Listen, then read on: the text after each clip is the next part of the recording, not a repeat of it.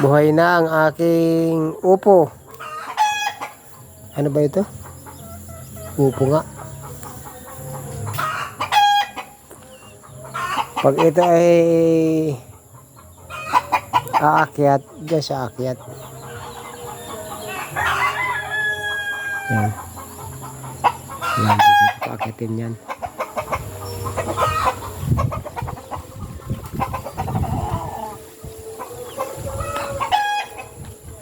Buhay na rin ang kalabasa, sabay siyang itinanim.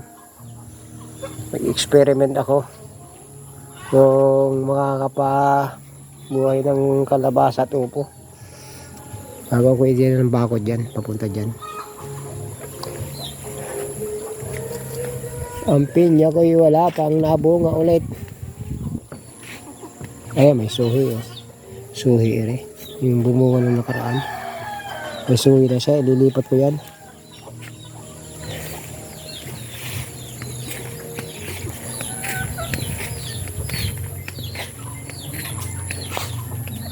Anong puno ito? Yan ay similya ko yan. Tatanim ko yan.